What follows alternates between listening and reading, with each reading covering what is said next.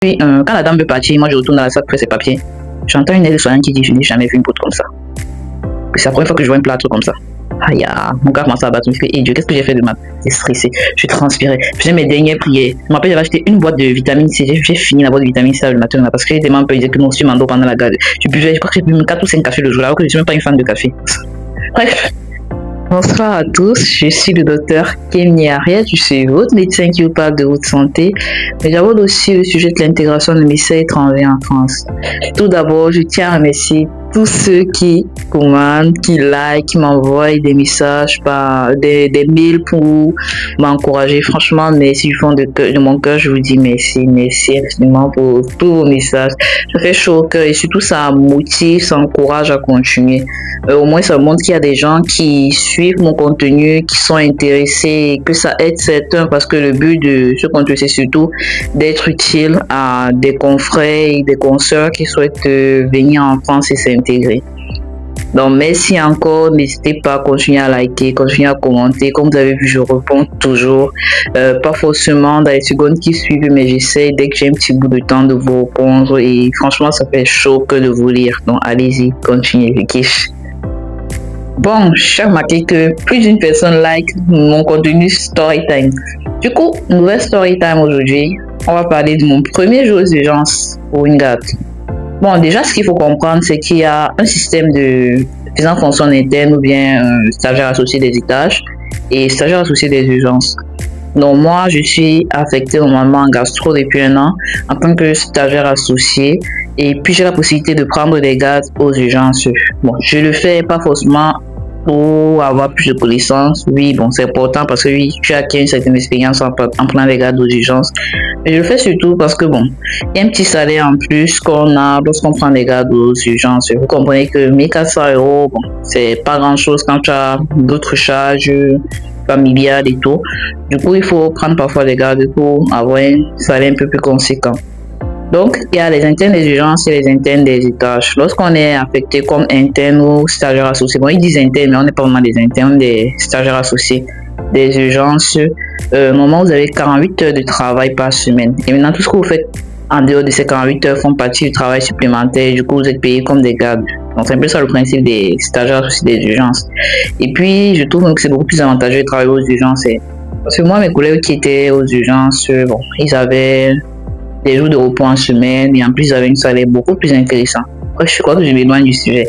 Moi, je suis stagiaire associé dans les étages, plus précisément en gastro, et j'essaie de prendre quelques gardes aux urgences, histoire de garder la main du côté médecine générale et autres. Parce que bon, mon service est spécialisé, du coup, si je fais pas ça, parce que tout le monde ne voit que les pancréatites, les cancers colorectaux, cancers de l'estomac, etc. Bref, tout ce qui est gastro, et je vais totalement m'éloigner de ma spé d'origine qui est la médecine générale. Donc, c'est ça. Donc, ma première garde aux urgences, déjà, on va commencer par le début des choses.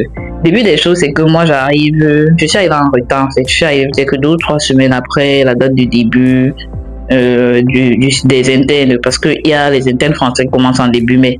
Et puis, habituellement, nous, on commence aussi presque au même moment que, en fait. Du coup, on nous mélange un peu dans le lot. C'est un peu ça. Bref.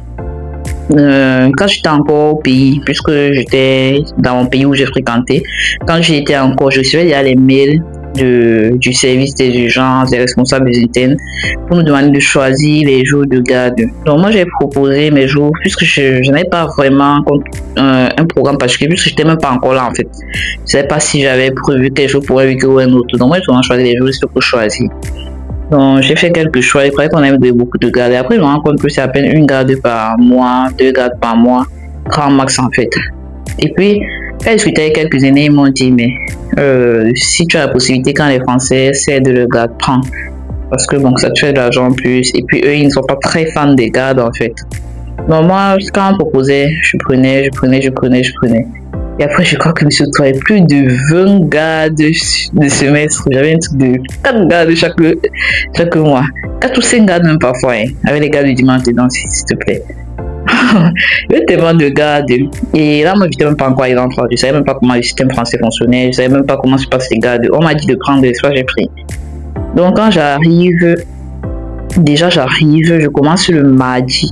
Et ma première garde était censée être le jeudi ou le vendredi. Quand je commence à avoir le service, je me dis que la garde n'avait pas fait ça.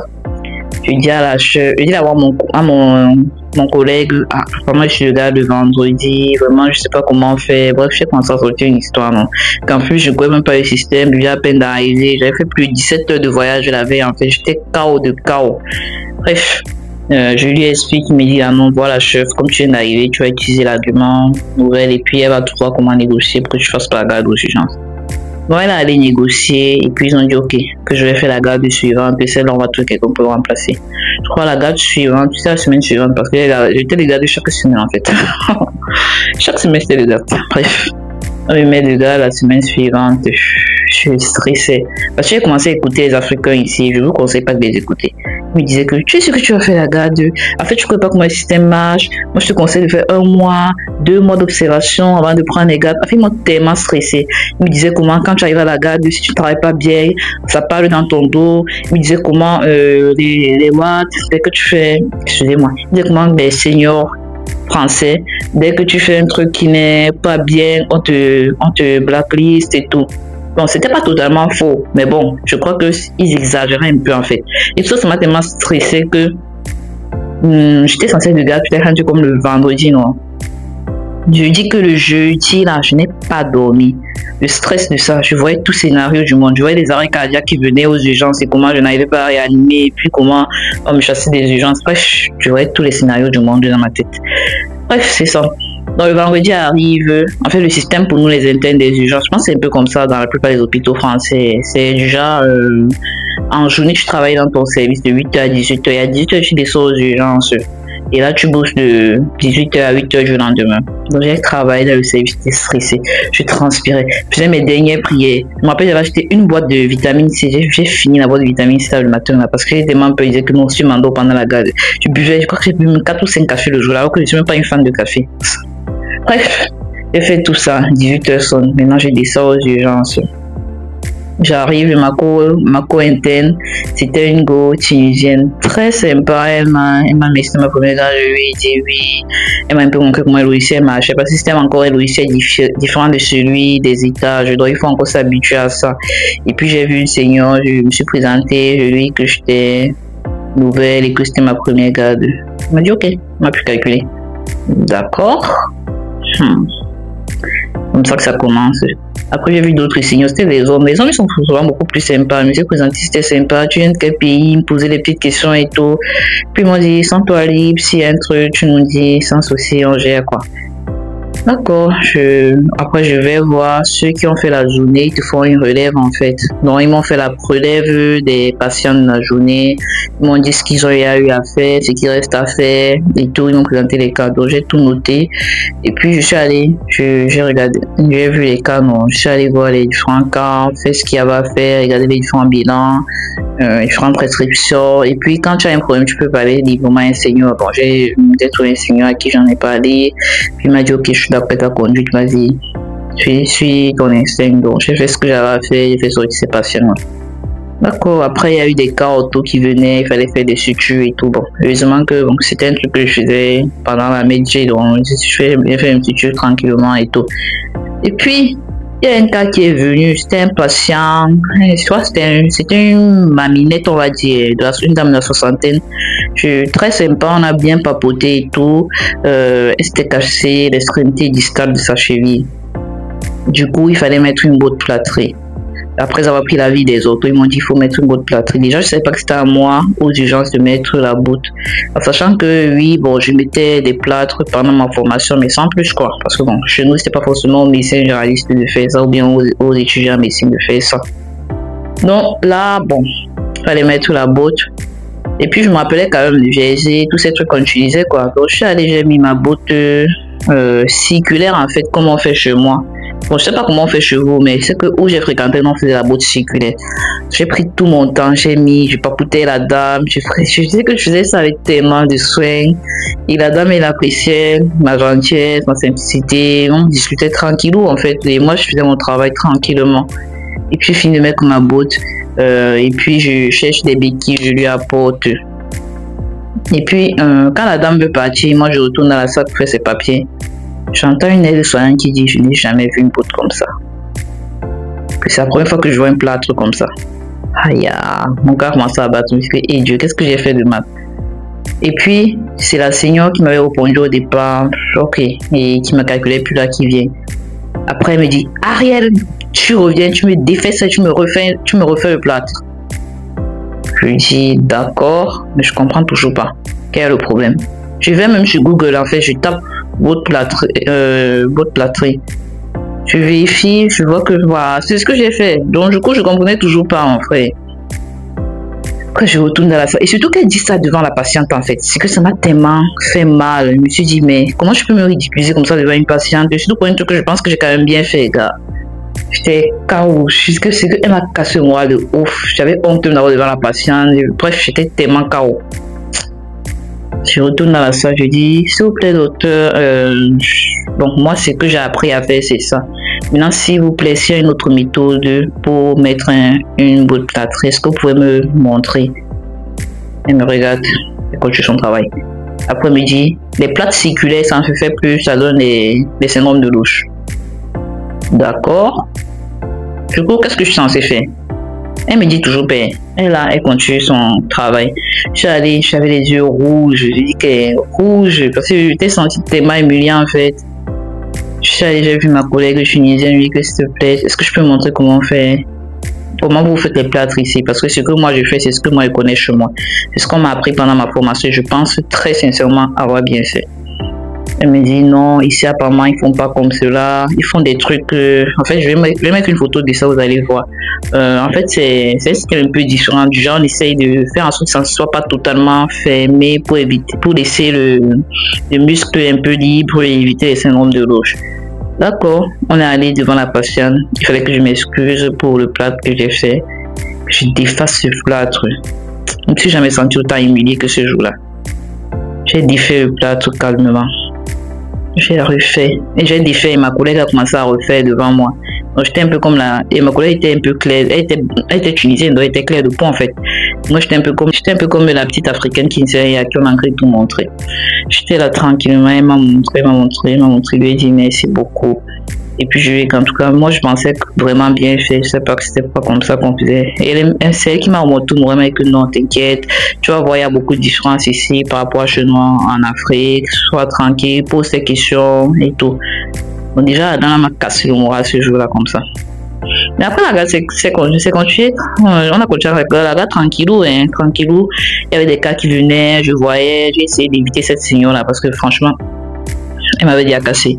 J'ai vu les seniors hommes, je leur montrais mes cas, ils me disaient ok, ça va, vas-y, comme ci, comme ça. Ils me donnaient quelques petites astuces et tout. Et puis ça va. Donc en fait, en général, les gars du genre, c'est du genre, tu prends un cas. Tu vois le patient, tu l'examines, tu demandes des bilans biologiques ou bien des imageries. Après, tu regardes les bilans en fonction de ton examen clinique, des bilans, tu proposes une conduite. Il faut voir, est-ce que c'est un patient que tu penses qu'il pourrait être hospitalisé en fonction des critères d'hospitalisation de chaque pathologie. Est-ce que c'est un patient qui peut être pris en ambulatoire? Si oui, quelle est la conduite à tenir en externe? Bref, c'est un peu ça en fait. C'est un peu comme si tu vois un patient en consultation, sauf que c'est une consultation d'urgence. Et que toi, tu dois décider si tu penses que le patient peut être hospitalisé ou si tu penses que le patient doit rentrer chez lui avec une conduite à tenir en externe.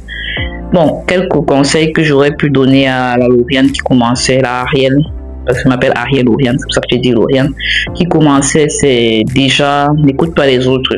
Parce que je suis venue avec un handicap, parce que dans mon cerveau, dans ma tête, j'avais déjà mis ce que mes collègues africains me disaient en tête, que c'est dur, qu'on ne dort pas. Oui, c'est vrai, on ne dort pas, qu'on est tout le temps critiqué, qu'on est, bref, les Africains m'avaient tellement mis du truc en tête que j'étais tellement stressée que je n'avais que pour possibilité, j'avais, je vais dire quoi, 10 000% de chances de déconner en fait, parce que j'étais tellement stressée. Donc tu n'écoutes personne, tu te fais ta propre idée. Premièrement, deuxièmement, quand tu arrives, il faut être humble. Je te dis que tu es là pour apprendre. Ce qui se fait chez toi ne se fait pas forcément ici. La manière de prendre en charge des patients chez eux peut être différente de chez toi en fonction des différentes pathologies qu'ils ont, du matériel qu'ils ont à leur disposition, même des médicaments. Il y a certains médicaments qu'ils ont ici que nous n'avons même pas chez nous. Donc, tu te dis juste ça, et puis bah, c'est ça, tu fais avec en fait. Tu fais avec, c'est dur au début, mais finalement, on s'habitue. Je dis que je stressais, ma deuxième, troisième, quatrième, je crois que même tout le premier semestre, en fait, je stressais tellement quand je partais prendre les gars. J'avais toujours peur qu'on m'a dit après que, ah, il y a un patient que j'ai pris en charge, qui n'est pas forcément bien pris en charge. Il y a tout, je faisais mes dernières prières, tout mon chapelet sur moi. Dernière prière, dernière prière. Et puis bon, finalement, second semestre, j'étais plutôt à l'aise. Donc, je te dis qu'au début, ça sera toujours difficile pour tout le monde au début. Donc, tu fais de ton mieux. Toujours demander l'avis d'un senior quand tu comprends pas un cas, quand tu doutes de ta prise en charge. Parfois, même quand j'ai un cas et que je sens que non, il y a quelque chose que j'ai pas encore capté dans le cas, je préfère appeler le senior, s'il te plaît. Je te demande gentiment, est-ce que je peux venir voir ce patient avec moi parce que je pense qu'il y a quelque chose que je doute de la prise en charge. Tu le dis humblement en fait, et puis ils viennent voir le patient parce que tout ce qu'on fait c'est pour le bien des patients en fait. C'est pas pour nous, c'est pas pour paraître bien ou quelque chose. Pour moi, je trouve que c'est pour le bien des patients. Donc dans ce cas, tu es capable de reconnaître quand tu n'es pas en mesure de bien faire le travail. Ça ne fait pas de toi un mauvais médecin, au contraire. C'est celui qui est capable de reconnaître ses incapacités pour moi qui est un bon médecin. Et puis, comme je dis au départ, j'ai eu vraiment des moments de doute, vraiment des moments de remise en question. Surtout les trucs de CG par exemple. Chez nous, on ne fait pas ce genre de trucs. Chez nous, c'est le cardio qui dit le CG. Alors que là, aux urgences, c'est à toi de dire le CG et tout. Donc, j'ai dû me former en ça et tout. Bref, avec le temps, je me suis habitué et tout. Je ne dis pas que je suis un très bon urgentiste. Déjà, je ne suis pas urgentiste, mais je pense quand même que je fais de mon mieux. Je prends en charge mes patients le mieux possible. Et puis, il faut toujours être bienveillant avec les patients.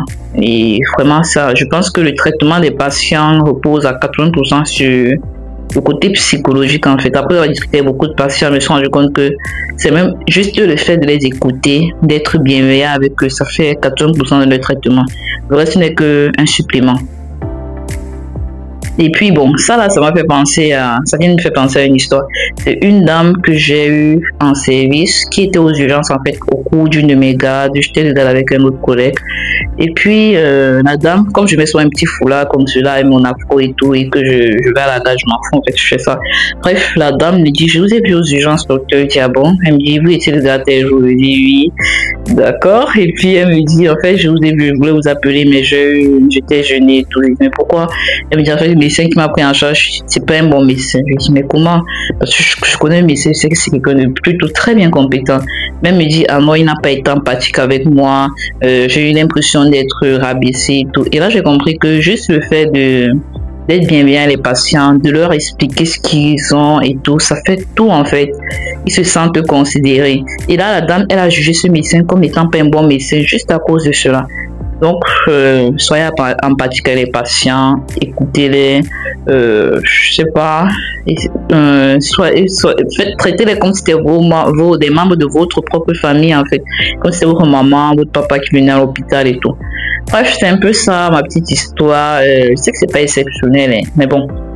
À ce moment-là, j'étais hyper stressée. Pour moi, je trouvais c'est extra et tout. Donc, si ça peut aider quelqu'un, bah, voilà ma petite histoire. Si mon contenu t'intéresse, like, commente, abonne-toi. Et à bientôt pour une nouvelle vidéo. Ciao!